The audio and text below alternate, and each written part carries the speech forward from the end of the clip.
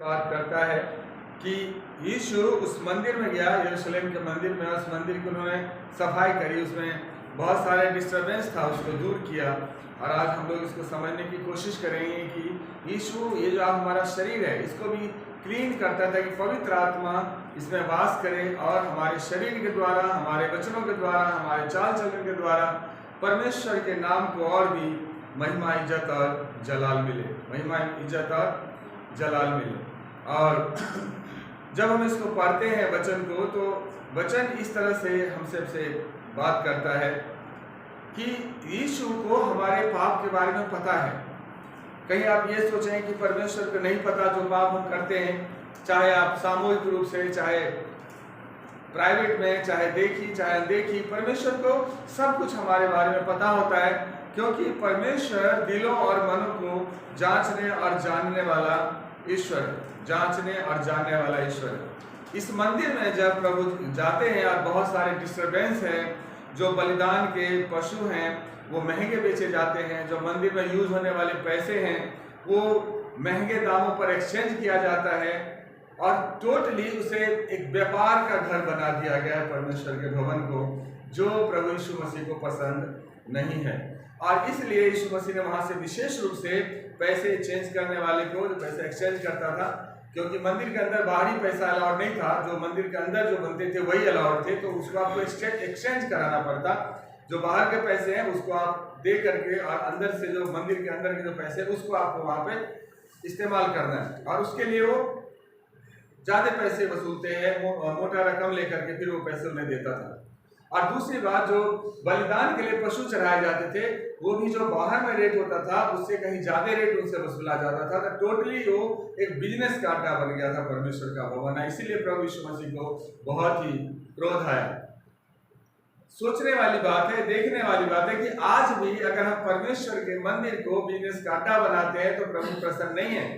आज भी अगर चर्च बिजनेस का अड्डा बनता है तो परमेश्वर को बात पसंद नहीं है, प्रभु यीशु मसीह को पसंद नहीं है। इस पर विशेष रूप से हम यहाँ पे देखेंगे जो फोकस है। लेकिन पहली बात जो हम जानेंगे वो हो कि हमारा प्रभु जानता है कि हमारे क्या पाप हैं, चाहे वो देखी हो चाहे अनदेखी हो, प्रभु को सब पता है। सो कभी ये ना सोचें कि प्रभु नहीं जानता मेरे बारे में, नहीं जानता मेरे उन बातों के बारे में जो कोई नहीं जानता, नहीं जानता हमारी उन कमजोरियों के बारे में, नहीं जानता उन बातों में, लेकिन वो दिलों और मनों को जांचने और जानने वाला ईश्वर है। इसलिए उसको सारी बातें पता है, सारी बातें पता है, सब बात को जानता है। और इसके कुछ उदाहरण मैं आपको देना चाहता हूं। समौन के घर जब यीशु मसीह को नौते पर बुलाया गया था और उनके चेले और सब लोग बैठे थे, और वहां एक स्त्री आती है जो प्रभु के पास बैठ करके उनके पैर पर इत्र मलती है और अपने बाल से उनके पैर को पोंछती है और बार बार उसे चूमती है। तो समौन कहता है कि अगर ये गुरु होता तो ये जान जाता कि ये स्त्री जो इन्हें छू रही है वो कैसी स्त्री है, वो जान जाते। और ये बात जब समौन अपने मन में ही सोच रहा था, मन में वो ऐसा विचार कर रहा था कि प्रभु कहते हैं कि हे समौन, मुझे तुझसे कुछ कहना है। सो जो बात समौन अपने मन में सोचा वो बात प्रभु ने जान लिया। प्रभु जानते थे कि इस लेडीज के पाप बहुत हैं, जो उन्होंने एक दृष्टांत के द्वारा उनको समझाया कि इसके पाप बेशक बहुत थे, लेकिन इसे क्षमा किया गया क्योंकि इसने बहुत प्रेम किया, और बहुत प्रेम के बदले बहुत पाप होने के बावजूद भी वो क्षमा किया गया। और वहां समझाता है मैं तेरे घर आया लेकिन तूने मुझे नहीं चूमा, लेकिन ये देखो जब से आई है तब से ये इत्र से पैर पर मलकर बालों से पैर को पोंछती है और चूमना नहीं छोड़ती। इसलिए बेशक इसके पाप बहुत थे, लेकिन वो पाप क्या हुए, क्षमा किए गए। प्रभु यीशु मसीह को पता था। दूसरा, एक जो लकवे का रोगी था जो उसको छत से खोल के अंदर ले आया था, हम सब जानते हैं, और वहां बड़ी भीड़ बैठी थी, बहुत तरह की बात थी, और वहां यीशु मसीह ने कहा तेरे पाप क्षमा हुए। प्रभु को पता था उसके क्या पाप है, प्रभु को पता था कि उस पाप के वजह से उसके जीवन में बीमारी है। प्रभु जानते थे वहां कुछ लोग हैं जो मन में सोच रहे हैं कि पाप परमेश्वर के सिवा कोई क्षमा नहीं कर सकता, और इसलिए उन्होंने वहां सवाल रखा कि आसान क्या है, चाहे ये कहना कि तेरे पाप क्षमा हुए, या ये कहना कि उठ अपनी खाट उठा और घर चला जा, या उसको चंगा करना, क्या आसान है। सो प्रभु ऑलरेडी जानते हैं हमारे गुनाहों को, हमारे पापों को, इसलिए हम उससे कुछ भी छुपा नहीं सकते। और जब छुपा नहीं सकते तो हमें अपने प्रभु पर प्रकट कर देना ही बेहतर है। 38 साल का एक बीमार है जो बेतसैदा जगह पर पड़ा हुआ है ताकि कुएं का पानी हिलाया जाए तो उस पानी के पास हो जाए, जो पहले उतरता था वो चंगा हो जाता था। लेकिन वो 38 साल से बीमार था, इस इंतजार में था कि कोई जाए उस पानी को हिलाए, वो स्वर्गदूत आए पानी को हिलाए, उसी टाइम वो जा करके चंगाई को प्राप्त करे। लेकिन मुश्किल ये था कि जब तक वो पहुंचता तब तक कोई दूसरा वहां पहुंच जाता था, और तब यीशु उसके पास आता है, कहता है क्या तू चंगा होना चाहता है? और इस रीति से प्रभु ने उसे चंगा किया। लेकिन जब वही मंदिर में मिला तो प्रभु ने बोला, हालचाल पूछा, और फिर बोला कि दोबारा पाप मत करना, क्योंकि प्रभु को पता था उसके जीवन में पहले पाप थे जिसकी वजह से दुख उसके जीवन में आया। मेरे प्रिय, मैं ये सारी बातें इसलिए कह रहा हूं कि प्रभु ऑलरेडी हमारे बातों को जानता है, हमारे पापों को जानता है, हमारे गुनाहों को जानता है। इसलिए अच्छा है कि हम मन फिराकर अपने प्रभु के सामने अपने गुनाहों को मान लें, अपने कमजोरियों को प्रभु के सामने मान लें, ताकि प्रभु हमें क्षमा करे और एक नए सिरे से हमारा जीवन फिर से शुरू हो सके। दूसरी बात, परमेश्वर प्रभु यीशु मसीह न केवल हमारे पापों को जानता है, बल्कि प्रभु हमारे जीवन से उस पाप को भी दूर करने की सामर्थ्य रखता है और दूर करता है। यहाँ आप देखेंगे तो लिखा है, तब उसने रस्सियों का कोरा बनाकर उन भेड़ों और बैलों को मंदिर से निकाला और सराफों के पैसे बिखेर दिए और पीड़ों को उलट दिया और कबूतर बेचने वालों से कहा, इन्हें यहाँ से ले जाओ, मेरे पिता के घर को व्यापार का घर मत बनाओ। तब चेलों को स्मरण आया कि लिखा है कि तेरे घर की धुन मुझे खा जाए। बाइबल में जितना प्रभु यीशु के बारे में रिकॉर्डेड है, जितनी बातें लिखी गई है, उसमें सिर्फ एक बार ऐसा रिकॉर्डेड है, एक बार सिर्फ ऐसा लिखा गया है कि यीशु मसीह ने कोड़े बनाए। यहाँ लिखा है ना, रस्सियों का कोड़ा बनाकर, है ना, चाबुक जैसा रस्सी का कोड़ा बनाकर बनाया, और उससे मनुष्यों पर उन्होंने नहीं प्रभाव अटैक किया, बल्कि उन्होंने जानवरों को जो बलिदान के थे उस सबको वहां से बाहर निकाल दिया, जो पैसे एक्सचेंज वाले थे उसको बिखेर दिया, जो कबूतर के बना रखे थे उसको बिखेर दिया, सब कुछ को, बलिदान के जितने सामान थे या चढ़ावे के जितने सामान थे सबको उन्होंने उलट कर दिया, क्योंकि वो सब बिजनेस के वजह से एक तरह से घृणित हो गया था, जो परमेश्वर के नजर में ग्रहण योग्य नहीं था। मेरे प्रिय, ये स्पष्ट रूप से प्रभु के उस स्वभाव को प्रकट करता है। आज भी हम अगर परमेश्वर के भवन को बिजनेस का घर बनाते हैं, आज भी प्रार्थना भवन या चर्च या वो जगह जहां परमेश्वर की स्तुति आराधना होती है, अगर वो बिजनेस का अड्डा बनता जा रहा है, बिजनेस का तरीका वहां बनता जा रहा है, तो निश्चित रूप से प्रभु यीशु मसीह को पसंद नहीं है। बहुत सारे लोग दुष्टात्मा निकालने के लिए, प्रार्थना करने के लिए पैसे डिमांड करते हैं। क्या वो बिजनेस नहीं है? प्रभु ने बोला, मैंने तुझे सेंत मेंत में दिया, तुम भी आगे सेंत मेंत में दो। प्रभु ने यहाँ कहा कि मेरे पिता के घर को व्यापार का घर मत बनाओ। प्रभु ने तो चंगाई के बदले कभी किसी से पैसे नहीं लिया, प्रभु ने तो आशीष देने के बजाय किसी से पैसे नहीं दिए, प्रभु ने सिर्फ दिया है। और जिस काम के लिए प्रभु ने हमें नियुक्त किया है, परमेश्वर का भवन जिस काम के लिए बना हुआ है, वही काम उसमें होना चाहिए। और अगर ऐसा नहीं हुआ, अगर परमेश्वर का भवन बिजनेस का अड्डा बना, तो वही ईश्वर जो युगानुयुग एक सा है, वो कल, आज और कल एक समान है, वो कभी बदलने वाला ईश्वर नहीं है। वो फिर से कोड़ा बनाना जानता है, फिर से उन लोगों को भगाना जानता है जिनके वजह से परमेश्वर खुश नहीं। प्रभु यीशु मसीह ने अपना बेशकीमती लहू बहा करके हमें शुद्ध और पवित्र किया है। लिखा है, मसीह का लहू जिसने अपने आप को सनातन आत्मा के द्वारा परमेश्वर के सामने निर्दोष चढ़ाया, तुम्हारे विवेक को मरे हुए कामों से क्यों न शुद्ध करेगा, ताकि तुम जीवते परमेश्वर की सेवा करो। हमें आज अगर सेवा दिया गया है, तो वो इसलिए दिया गया है क्योंकि परमेश्वर की योजना है, परमेश्वर ने हमें चुना है।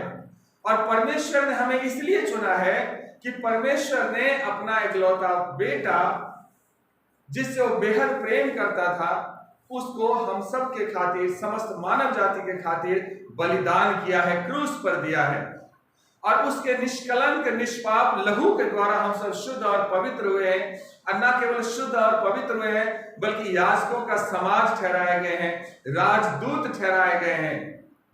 और परमेश्वर जब इतनी बड़ी जिम्मेवारी दिया है, तो इतने बड़े बातों को हम छोटी सी बातों में ला करके अपने अभिषेक को हमें नहीं खोना चाहिए। हमें हिसाब की तरह थोड़े दाल के बदले अपनी पहलौठे का अधिकार नहीं बेच देना चाहिए। परमेश्वर ने हमें चुना है और हमें एक सेवकाई दिया है, हमें एक जिम्मेवारी दिया है, और उस जिम्मेवारी को बड़े ही ईमानदारी और सच्चाई से करना है, क्योंकि परमेश्वर ने अपना इकलौता बेटा हम सब के लिए बलिदान किया है, कुर्बान किया है। और परमेश्वर का वचन कहता है कि इसी कारण वह नई वाचा का मध्यस्थ है, ताकि उस मृत्यु के द्वारा जो पहले वाचा के समय के अपराधों से छुटकारा पाने के लिए हुई, बुलाए हुए लोग प्रतिज्ञा के अनुसार अनंत मिरास को प्राप्त करेंगे। अनंत मिरास परमेश्वर ने हमें, मेरी बात ध्यान से सुनिएगा, परमेश्वर ने हमें सिर्फ इसलिए नहीं चुना कि आप सांसारिक रूप से आशीष पालो, सांसारिक रूप से चंगाई पालो, सांसारिक रूप से धन धान्य हो जाओ, सिर्फ इसी के लिए परमेश्वर ने हमें नहीं चुना। परमेश्वर ने हमें चुना है उस अनंत जीवन का मिरास को प्राप्त करने के लिए। परमेश्वर ने हमें चुना है वो अपना बेटा और बेटियां बनाने के लिए। परमेश्वर ने हमें चुना है, कहा है, यीशु ने कहा कि जिस सिंहासन पर मैं बैठ करके न्याय करूंगा, तुम भी मेरे साथ 12 गोत्रों का न्याय करोगे। उसके लिए परमेश्वर ने हमें चुना है। हमारे लिए एक ऐसा मुकुट रखा हुआ जो कभी मुरझाने का नहीं है, हमें उस तरफ देखना है। हम छोटी छोटी बातों के लिए नहीं देखने जो संसार की आशीष है, जो आज है और कल किसी और के पास हो जाए। और ये सारी बातें जो हमें मिली है, उसके लिए परमेश्वर ने एक बहुत बड़ी कीमत चुकाया है। कई बार होता ही है ना कि जब कोई वस्तु हमें फ्री में मिल जाती है ना, तो हमें उसकी कदर नहीं होती। उसकी कदर पूछना है तो उससे पूछो जिसने पैसे खर्च करके उस चीज को खरीदा है, तब समझ में आता है तो कितनी महंगी है।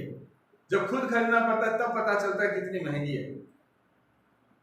परमेश्वर से पूछो कि उसके अपने इकलौते बेटे को बलिदान करने का कितना दर्द हुआ है, उसे कितना दुख झेला है उन्होंने अपने बेटे को दे करके, सिर्फ इसलिए कि जिस मनुष्य को उसने अपने स्वरूप में, अपनी समानता में अपने जैसा बनाया है, उसको बचा ले, उसको बचा ले। और इस महान बलिदान के द्वारा हमारा शरीर अब परमेश्वर का मंदिर बना है। वो ईंट और पत्थरों के बना हुए मंदिर में रहना पसंद नहीं करता। परमेश्वर का वचन कहता है कि स्वर्ग मेरा सिंहासन है, पृथ्वी मेरे पैरों के नीचे की चौकी है, तो मेरे लिए रहने का भवन कहां बनाओगे? कहां बनाओगे मेरे रहने के लिए भवन? लेकिन वो इतना विशाल परमेश्वर, इतना महान परमेश्वर, वो अगम्य ज्योति में रहने वाला सर्वशक्तिमान सनातन परमेश्वर हमारे साथ रहने में खुश रहता है, हमारे दिल में वास करता है। वो ऐसा सामर्थी ईश्वर है। और आज जब ये शरीर उसका मंदिर है, तो इस शरीर को भी शुद्ध रहने की जरूरत है, इस शरीर की भी सफाई रहने की जरूरत है, इसे भी पवित्र रहने की जरूरत है। परमेश्वर का वचन कहता है कि पुनरुत्थान और जीवन मैं ही हूं, जो कोई मुझ पर विश्वास करता है, यदि वो मर भी जाए तो अभी जिएगा, तो अभी वो जिएगा।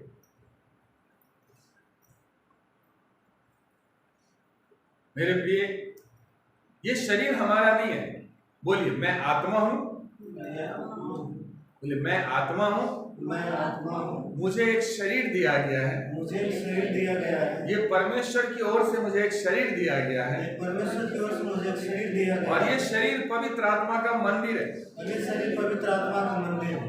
हालेलुया। हालेलुया। तो जब ये शरीर मेरा नहीं, परमेश्वर का दिया हुआ है, और इसमें हम वास करते हैं, मैं वास करता हूं, मेरी आत्मा वास करती है, और पवित्र आत्मा इसमें वास करता है, तो इस मंदिर की कितनी सफाई होनी चाहिए हम सोच सकते हैं। एक मंदिर जो मनुष्यों के हाथों के द्वारा बनाई जाती है, 3 बार उसकी सफाई होती है, 3 बार उसमें सुगंध द्रव्य जलाए जाते हैं, उसकी देखभाल किया जाता है, बाहर अंदर सब सफाई होती है। सोचिए, इस मंदिर में सनातन परमेश्वर, जो जीवित परमेश्वर है, वो वास करता है। इस मंदिर की कितनी सफाई होनी चाहिए, इसकी कितनी सुरक्षा की जरूरत है, इसको कितना पवित्र रखना है कि वो पवित्र परमेश्वर इसमें वास करे, वो पवित्र परमेश्वर इसमें वास करे। इसलिए परमेश्वर का वचन कहता है कि हे भाइयों, मैं तुमसे परमेश्वर की दया स्मरण दिलाकर यह विनती करता हूं कि अपने शरीर को जीवित, पवित्र और परमेश्वर को भावता हुआ बलिदान करके चढ़ाओ। यही तुम्हारी आत्मिक सेवा है। हमारी जो आत्मिक सेवा है वो क्या है? हमें अपने शरीर को जीवित, पवित्र और परमेश्वर को भावता हुआ बलिदान करके चढ़ाना है। शरीर को जीवित रखने का मतलब, जब पवित्र आत्मा इसमें वास करेगा तब ये शरीर जीवित रहता है। एज पर एग्जाम्पल मैं आपको समझाऊं, मोबाइल हम सबके पास होता है, मोबाइल में सिम भी रहता है। मान लीजिए सिम रिचार्ज नहीं हुआ तो उसका नेटवर्क का कनेक्शन टूट जाएगा, फिर वो काम नहीं करेगा, फिर हम क्या कहते हैं? सिम डेड हो गए, मोबाइल काम नहीं कर सकता क्यों? सिम डेड हो गया, बात नहीं कर सकते। सिम तो ऑलरेडी है उसमें, कंपनी का सिम है, ऑलरेडी उसमें है, डेड क्यों हो गया?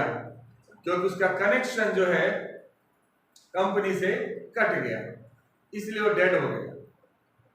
ये जो शरीर है, इसमें जो आत्मा वास करता है, उसका कनेक्शन उस परमात्मा, परमेश्वर से है। अगर उस परमेश्वर से कनेक्शन कट जाएगा तो मरा हुआ हो जाएगा।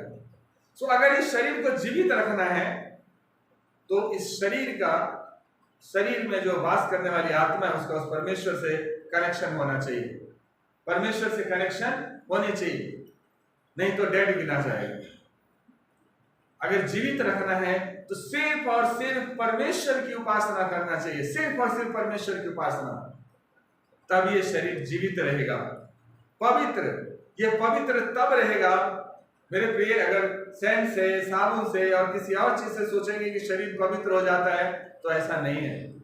ये शरीर पवित्र रहेगा उस पवित्र मेमने के निष्कलंक, निष्पाप, पवित्र लहू के द्वारा पवित्र होगा, और कुछ रास्ता नहीं है जिससे शरीर को पवित्र किया जा सकता है। परमेश्वर का इकलौता पुत्र प्रभु यीशु मसीह जो क्रूस पर हम सब के लिए मारा गया, गाड़ा गया और तीसरे दिन मुर्दों में से जीवित हुआ, उसका बेशकीमती पवित्र लहू, जब उस लहू को हम अंगीकार करते हैं, उस लहू से हम अपने शरीर पर आत्मा को शुद्ध करते हैं, तब ये पवित्र ठहरता है, तब ये परमेश्वर को चाहने योग्य ठहरता है। और तीसरी बात लिखा है, परमेश्वर को भावता हुआ बलिदान करके चढ़ाओ। बलिदान चढ़ाने तो केन भी गया और हाबिल भी गया, लेकिन केन के बलिदान को स्वीकार नहीं किया परमेश्वर ने, जबकि पहले केन ही जाके चढ़ाया, हाबिल तो बाद में चढ़ाया। फर्क क्या था? बलिदान तो दोनों ने चढ़ाया है, फर्क इतना था कि केन जो बलिदान लेकर के आया तो थोड़ा सा लेकर के आया, फॉर्मेलिटी पूरा करने के लिए लेके आया, लेकिन जब हाबिल लेके आया तो खुशी खुशी से लेके आया, उत्तम से उत्तम लेकर के आया, और परमेश्वर ने उसे ग्रहण किया।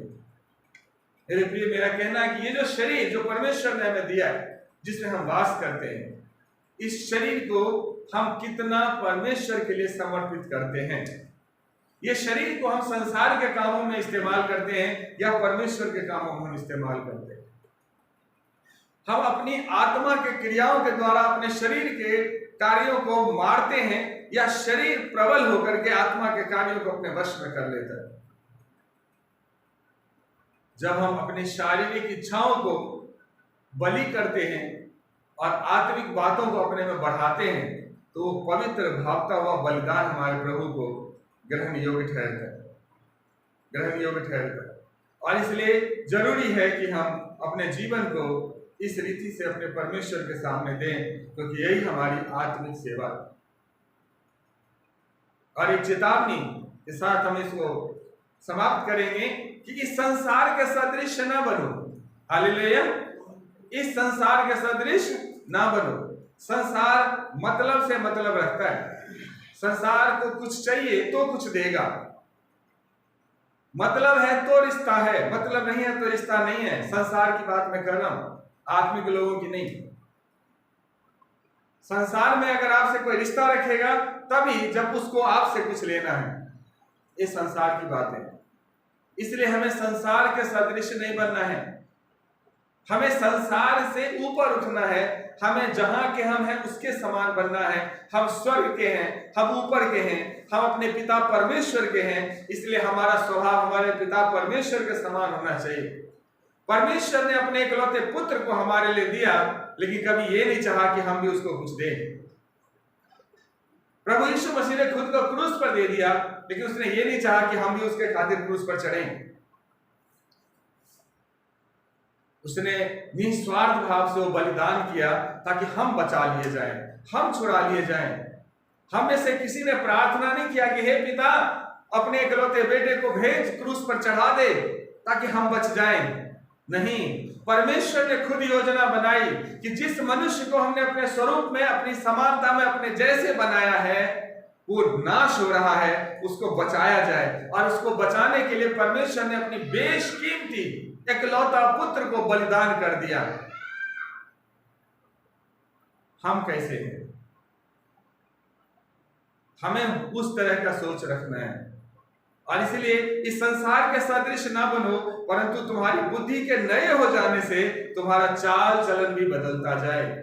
जब हम परमेश्वर के वचन को सीखते हैं, जब हमने सीख लिया है कि सृष्टि के मालिक की ही आराधना होनी चाहिए, जब हमने सीख लिया कि अविनाशी परमेश्वर नाशवान वस्तुओं में नहीं मिल सकता, जब हमने सीख लिया कि सृष्टिकर्ता सृष्टि में नहीं मिल सकता, जब हमने सीख लिया कि जीवित ईश्वर निर्जीव वस्तुओं में नहीं मिल सकता, तो हमारे बुद्धि के नए हो जाने से हमारा चाल चलन भी बदलता जाना चाहिए। अगर हमने परमेश्वर के बारे में सीखा है, हमने प्रेम के बारे में सीखा है, हमने क्षमा के बारे में सीखा है, तो हमें उस पर चलना भी है, उसका पालन भी करना है। अगर प्रेम के बारे में सीखा तो हमें प्रेम भी करना है, क्षमा के बारे में सीखा तो हमें क्षमा भी करना है। और जो आज्ञा परमेश्वर ने हमें सिखाया उसके अनुसार हमें जीवन को भी जीना है, ताकि तुम परमेश्वर की भली भांति और सिद्ध इच्छा अनुभव से मालूम करते रहो। और जब हम इस तरह से संसार के सदृश ना बनकर अपने पिता परमेश्वर के सदृश बनते चले जाते हैं, तो हम परमेश्वर के स्वभाव में ढलते जाते हैं। और जब परमेश्वर के स्वभाव में ढलते जाते हैं तो परमेश्वर के कार्यों को हम अपने जीवन में देखने लग जाते हैं, परमेश्वर के अपने एक्टिविटीज को हम समझने लग जाते हैं, उनके चाल चलन को अपने जीवन में उतारने लग जाते हैं, और हमारा जीवन बदलता हुआ चला जाता है। और इस तरह से वो शरीर जो कभी पापी था, वो शरीर जो कभी बलवा करने वाला था, वो धीरे धीरे शुद्ध और पवित्र होते होते परमेश्वर के सदृश होता हुआ चला जाता है, साफ होता हुआ चला जाता है। और